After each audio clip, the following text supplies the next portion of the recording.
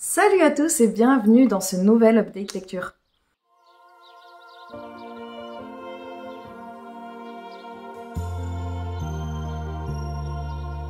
Aujourd'hui, je vais vous présenter 4 romans et un graphique.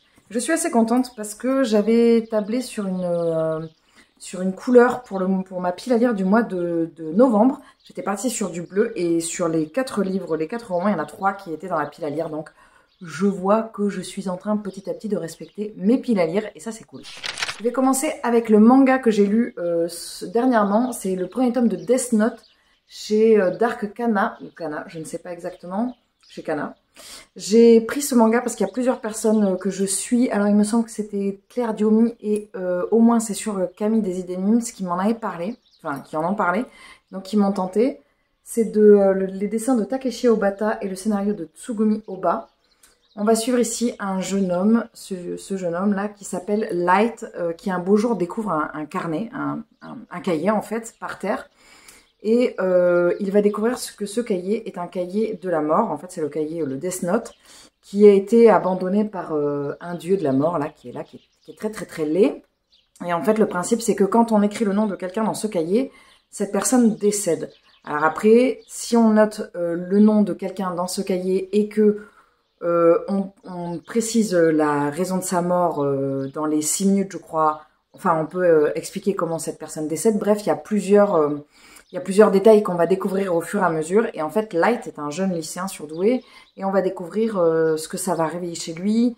Est-ce que il va s'en servir à des fins personnelles? Est-ce qu'il va s'en servir pour le bien-être d'une communauté ou pas? Enfin, parce que est-ce qu'on peut parler de bien-être quand on parle de tuer des gens impunément? Bref, c'est super intéressant. Ça vient poser des questions de morale, d'éthique. C'est vraiment hyper bien. Je trouve que le premier tome, on se sent tout de suite dans cette ambiance dans laquelle on n'est pas à l'aise. Alors, moi, j'ai pas une accroche de fou avec le personnage de Light, mais je pense que c'est volontaire. Le dieu de la mort est très particulier. Bon, hormis le fait que le dessin du dieu de la mort soit vraiment, voilà, il est laid. Moi, il me dérange profondément et c'est volontaire. Hormis ça, c'est un personnage qui est très ambigu et je l'aime bien. Et donc, du coup, je vais lire la suite avec grand plaisir. Et je comprends pourquoi est-ce que c'est une saga de manga qui est si connue et pourquoi est-ce que je l'ai vue autant pour moi. Les romans que je vais vous présenter ensuite, j'étais en train de me dire dans quel ordre je vous les présente, coup de cœur, pas coup de cœur. Mais en fait, c'est toutes des excellentes lectures. J'ai vraiment adoré tous les tomes. Il y a 2 tomes 2 et 2 tomes uniques. Donc, je vais peut-être commencer par les tomes 2. J'ai lu le 2e tome des Sœurs Grimm de Michael Buckley, je crois que c'est ça, oui, de Michael Buckley chez PKJ. Je l'ai lu en lecture commune avec Barbara. Le premier tome, c'était un premier tome, merci. J'avais beaucoup aimé le premier tome. Là, j'ai préféré le second tome parce que le premier était quand même, comme à chaque fois dans les sagas, assez introductif. On va suivre Daphné et Sabrina Grimm, qui sont 2 sœurs qui ont été abandonnées par leurs parents. Et en fait, elles vont être recueillies à la suite de moult passages dans des foyers où ça ne se passe pas bien. Elles vont être recueillies par une personne qui se dit être leur grand-mère. Ça, c'est dans le premier tome. Et qui va leur expliquer leur destin un petit peu extraordinaire. On se doute, elles s'appellent les Sœurs Grimm. Et qu'est-ce qui se passe pour elles, dans quel monde elles évoluent, dans quel monde quel monde parallèle il peut exister ou non. Bref, c'est hyper sympa. Et évidemment, il y a un rap. Enfin, ça fait beaucoup penser à Once Upon a Time. Je pense que quand c'est sorti, c'était à l'époque où c'était très à la mode de faire des liens entre les contes. Oui, c'est ça, c'est 2007, 2005. C'était la mode entre les contes et la vie réelle. Bon, ça l'est toujours aujourd'hui, mais il y a eu vraiment une grosse période dans ce style. J'ai préféré largement ce 2e tome que j'ai lu très vite. Le tome se termine sur un cliffhanger, hein, n'est-ce pas? Alors, à chaque chapitre, il y a une illustration comme ça que j'aime bien. Et la dernière illustration, je vous la montre pas, elle est hyper dérangeante et un peu flippante. On a un personnage qui apparaît qui nous laisse présager que ça va être un petit peu sombre. Ça reste du jeunesse, mais c'est du jeunesse quand même super bien travaillé avec des personnages qui ne sont pas, c'est pas manichéen, ça vient quand même être très nuancé. On les aime bien, mais par exemple, il y a un personnage qui est assez détestable, mais qui n'est pas que détestable en fait. C'est pas aussi simple que ça. Pareil pour les petites filles, elles sont sympas, mais pas que. Et j'aime bien cette nuance-là qui va être apportée dans les livres jeunesse, qui vont leur donner de l'épaisseur en fait, et qui vont empêcher d'avoir quelque chose de très superficiel. Là, on sent quand même que les personnages, même si ça reste encore une fois du jeunesse, donc c'est pas non plus une construction psychologique de malade, mais ça reste quand même des personnages assez construits. La grand-mère est plutôt sympa, même si c'est pas ma grand-mère de conte préférée, parce que moi j'ai adoré la grand-mère d'un soupçon de magie, d'un soupçon de magie. Bon, de Michel Harrison, la trilogie que j'ai lue il y a pas longtemps. J'aime bien le personnage de la grand-mère, mais c'est pas le personnage que je préfère. Je n'ai pas d'attachement particulier à ces personnages. J'aime bien l'univers, mais je n'ai pas d'attachement particulier. Si vous êtes intéressé pour le lire, évidemment, vous pouvez le lire en étant adulte et vous pouvez le lire enfant. Je pense que soit vous pouvez faire la lecture parce qu'ils sont quand même assez gros, soit les enfants peuvent le lire, je pense, pour des bons lecteurs à partir de 8-9 ans. Parce que l'univers est vraiment sympa. Moi, je l'avais acheté en vide bibliothèque, je l'avais payé 50 centimes et j'ai encore 5 tomes devant moi, donc je suis super contente de continuer cette saga.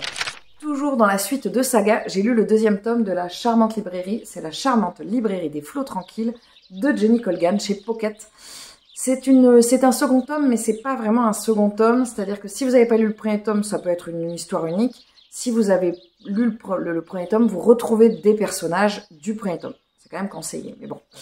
On va suivre ici Zoé, qui est une jeune maman qui élève son fils seul. Le père est complètement démissionnaire. Il est DJ, enfin en tout cas il essaye de faire décoller sa carrière de DJ. Et Zoé, vraiment, elle pédale dans la semoule. C'est compliqué. Son petit garçon ne parle pas. Il ne décroche pas un mot depuis qu'il est né. Et Zoé voit bien qu'il y a un problème. Elle vit à Londres dans un appartement complètement miteux. Et en fait, elle va se retrouver on va lui proposer de s'occuper du van de Nina, qui elle est dans le premier tome, parce que je vous laisse découvrir pourquoi, parce que je vais pas vous dire si vous n'avez pas lu le premier tome. Elle va s'occuper du van de Nina et surtout elle va prendre un rôle de nounou dans une maison où la mère a disparu. Et il y a 3 enfants qui sont complètement déphasés, déscolarisés, livrés à eux-mêmes, 2 garçons et une jeune fille. Et en fait, elle va arriver dans cette famille complètement explosée. On ne sait pas trop ce qui s'est passé. On apprend au fur et à mesure. Elle va en apprendre un petit peu plus sur le personnel de la maison, sur les enfants, sur le père, sur tout ce qui a pu se passer, tout ce qui peut se passer. Et c'est une histoire que j'ai adorée. C'est mon préféré de Jenny Colgan pour l'instant. Parce que Jenny Colgan, elle a un côté un peu feel good. Et bien malgré moi, oui, je dois le reconnaître, parce que moi j'ai du mal avec le feel good, mais en fait elle a un côté feel good. Dans celui-ci, elle va creuser des sujets beaucoup plus profonds. Elle va aborder des thématiques assez touchantes et assez profondes en fait. Donc elle met les pieds dans le plat beaucoup plus que ce qu'on avait pu voir dans... moi c'était la petite boulangerie à laquelle j'avais beaucoup moins adhéré, j'avais bien aimé, mais c'est pas du tout comparable. Là j'ai l'impression qu'il y a beaucoup plus de profondeur dans les tempéraments des personnages, dans ce qu'ils peuvent vivre. On est moins sur des réactions caricaturales qu'on pouvait avoir un petit peu dans la petite boulangerie. Là, on est sur quelque chose de plus fin, en fait. Et j'ai beaucoup, beaucoup, beaucoup aimé le personnage de Zoé, de tout ce qui peut lui arriver. J'ai beaucoup aimé l'ambiance qu'il y avait. Je peux pas vous dire, mais en tout cas, voilà, j'ai adoré, j'ai tellement aimé qu'en fait, j'ai acheté le tome 3. Et j'avais adoré le tome 1, je me rappelle et j'avais été déçue en me disant « Oh, le tome 2, c'est pas les mêmes personnages ». J'ai pas regardé si le 3e tome était encore différent, mais c'est vrai que je pense que oui, parce que là, c'est quand même clos, en fait, l'histoire, elle est close, donc je pense qu'il va y avoir encore des personnages, mais c'est vrai que j'aime beaucoup, alors j'aime beaucoup les personnages, mais j'aime aussi beaucoup l'environnement, cette Écosse humide, moite, avec ce loch, vraiment, ils habitent à côté du Loch Ness, je crois. Oui, c'est ça, du Loch Ness. Et vraiment, avec toute cette histoire autour du mythe du monstre du Loch Ness. Bref, c'est super sympa. Si vous ne connaissez pas Jenny Colgan, je vous conseille de commencer par cette saga. Bon, c'est que la 2e saga que je lis de l'autrice, mais je vous conseille de commencer par celle-ci. J'ai lu ensuite pas coup de cœur, mais pas loin du tout, 2 livres que j'ai énormément aimés, de par, pareil, une ambiance extrêmement présente. J'ai lu Le lac de nulle part de Pete Fromm chez Gallmeister.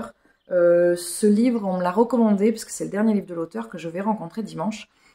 On va suivre ici une fratrie, Trig et Hal, qui sont des jumeaux qui ont été contactés par leur père pour faire un trek, une balade en canoë. Alors eux, ils font, je sais plus comment ils appellent ça, c'est une espèce ça porte un nom, il me semble, dans leur univers. En gros, ils portent le canoë, ils sont ils se baladent comme ça là. Alors petite mise en scène, ils se baladent et puis ils rencontrent un lac, hop, ils mettent le canoë sur le lac, ils pagaient, hop, ils sortent, ils se baladent, ils arrivent à un lac, ils pagaient, bref, ils trimballent le canoë de lac en lac. On est dans l'Ohio, je crois, et dans les lacs du Canada. Ah, le Canada, j'ai envie d'aller le voir. Je sais qu'il y a deux Canadiens ou Québécois, je ne sais plus, qui passent souvent par là, donc je vous fais un petit coucou. Et donc Trig et Al, ils sont intrigués par ce message que leur père va leur laisser. Ils vont partir en voyage. Dès le départ, on sent qu'il y a un truc qui est pas très net. Le père ne retrouve pas, enfin la compagnie aérienne, je crois que c'est comme ça qu'on dit. Bref, la compagnie de vol ne retrouve plus les bagages du père. Il y a tout un bazar, il faut qu'ils rachètent tout le matériel. Le frère et la sœur, ils comprennent pas parce que bah voilà, du coup, il y a tous les articles fétiches de leur père pour camper dedans. Et ils partent en balade à une période qui est assez tardive dans l'année. On s'en doute, vu qu'on est dans le froid. Et il va leur arriver ce qu'il va leur arriver. Je ne vous dirai pas, évidemment, je vous laisse découvrir. Mais là aussi, c'était très intéressant. La thématique qui va être abordée. Et il y a un sujet que je n'avais pas du tout. Celui-là, je l'ai lu en lecture commune avec Clairette Miranda. Il y a un sujet qui est abordé que je n'avais pas du tout vu venir. Mais pas du tout. J'étais très très surprise, Claire aussi. Et ça donne un petit côté thriller auquel je ne m'attendais pas. Parce que moi, j'étais partie, Pete Fromm, j'ai lu Indian Creek et je m'attendais à quelque chose de très nature writing. Or, en fait, ça va beaucoup plus loin que ça. J'ai bien aimé le personnage de Trig, le rapport entre Trig et Al. J'ai bien aimé cette fratrie que j'ai trouvée très touchante avec ce rapport gémellaire et en même temps gémellaire, mais qui veut tout dire et rien dire, avec ce côté très solidaire qu'ils ont entre eux. Une belle fratrie, en fait. Une belle histoire entre deux personnes, un homme et une femme, qui ont énormément d'affection l'un pour l'autre et qui sont dans une totale confiance. Et je les ai beaucoup aimés. J'ai adoré la plume de Pete Fromm. Et d'ailleurs, je l'ai tellement aimé qu'on va lire un autre Pete Fromm avec Claire le mois prochain. D'ailleurs, je ne vous ai pas dit, mais la charmante librairie des flots tranquilles, je l'ai lu avec Jessica. Donc je pense que les suites ou les auteurs de tous les livres que je vous présente là, vous allez les retrouver dans ma pile à lire de décembre. Et je vais terminer par une autrice que j'adore. C'est son 3e livre que je lis. Si vous me suivez en vlog, vous avez dû le voir.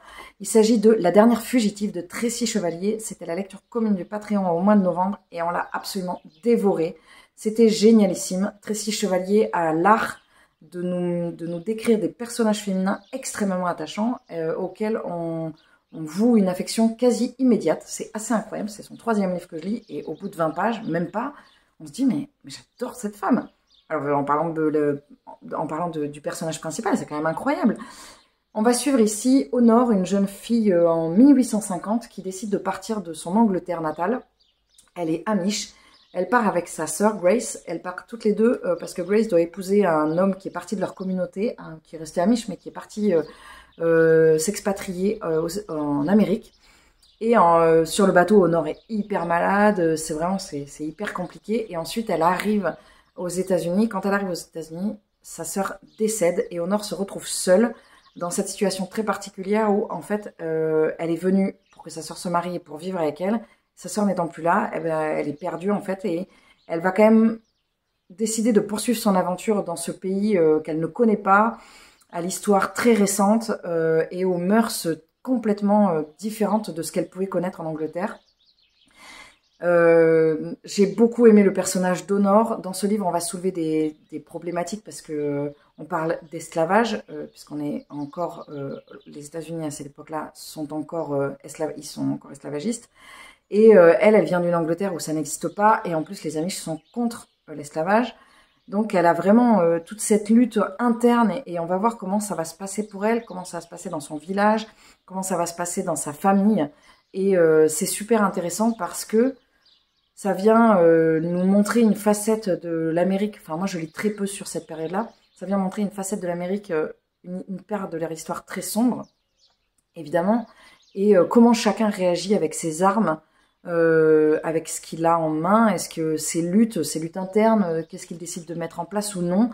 Honor est une jeune fille, une jeune femme extrêmement attachante, qui passe par des moments difficiles et souvent on a un côté, d'ailleurs ça avait été pareil dans La brodeuse de Winchester, il y a un moment on se dit ah mais c'est pas cool quoi, c'est pas cool. Moi des fois je peste en me disant mais vas-y, c'est pas cool pour elle quoi. Et en fait il y a toujours un moment, ça avait été pareil dans Prodigieuse créature, où on se dit mais en fait c'est injuste, juste parce que c'est une femme en fait. C'est juste l'injustice d'être une femme. Ça avait été déjà le cas dans La brodeuse de Winchester, où la jeune femme était victime d'être une femme, c'est-à-dire qu'elle pouvait pas se balader la nuit. Enfin, il y a plein de choses, on la regardait mal parce que, ben voilà, c'était juste de par sa condition de femme en fait. Tracy Chevalier, elle vient mettre en lumière tout ce que on va reprocher, tout ce qui va être compliqué, juste parce qu'on est né avec le sexe faible. C'est terrible cette expression, je la trouve absolument horrible. Et j'aime beaucoup parce que justement elle vient soulever des sujets, on se rend compte que il y a des choses qui ont changé, il y a des choses qui n'ont pas changé. Ça vient nous apporter une petite touche de la communauté Amish, mais alors très légère parce que ça c'est pas pesant. Une des filles a soulevé qu'il y avait encore une histoire de travaux d'aiguille, et effectivement, je pense qu'il y a toujours des travaux d'aiguille dans les livres de Tracy Chevalier.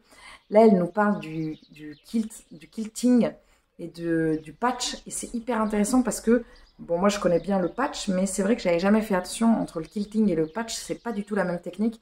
Et c'était intéressant, c'est jamais non plus trop, c'est pas des très gros livres, donc elle vient pas nous faire une thèse sur des travaux d'aiguille, donc si ça vous fait peur, allez-y, n'ayez pas peur. Mais c'était vraiment très très chouette, donc je continuerai cette autrice avec plaisir. Je sais pas encore lequel je vais lire, peut-être parce que ça va peut-être être une lecture commune. Je ne sais pas lequel je vais lire. Mais j'ai envie de découvrir tous ces livres, sachant qu'il me reste au moins La jeune fille à la perle, qui est un de ses plus connus, et La dame à la licorne, qui me tente énormément, évidemment. Voilà, c'en est tout pour ce point lecture, dans lesquels je me suis régalée. J'ai lu, je crois, les 4 livres en même temps, il me semble. Et c'était hyper intéressant parce que selon le moment de la journée, selon le mood dans lequel j'étais, je prenais tel ou tel livre. Après, quand j'arrive sur le dernier tiers, à chaque fois, je privilégie la lecture là où j'arrive sur la fin pour engloutir à chaque fois la fin du bouquin. N'hésitez pas à me dire en commentaire si vous êtes team un bouquin à la fois ou 10 bouquins à la fois. Moi, je sais que j'ai poussé le vice dernièrement à en lire, genre à en avoir 11 en même temps. Je suis un peu excessive des fois, mais c'est comme ça que je me sens bien. Donc, n'hésitez pas à me dire en commentaire, je ne vous jugerai pas sur votre nombre de lectures. J'espère que vous allez bien, j'espère que cette update vous a plu. Je pense que je peux aussi souhaiter la bienvenue à toutes les nouvelles personnes qui sont arrivées dernièrement. Il ne me reste plus qu'à vous souhaiter une très bonne journée, une très bonne semaine, un très bon mois, une très bonne année. À très vite dans une prochaine vidéo. Salut!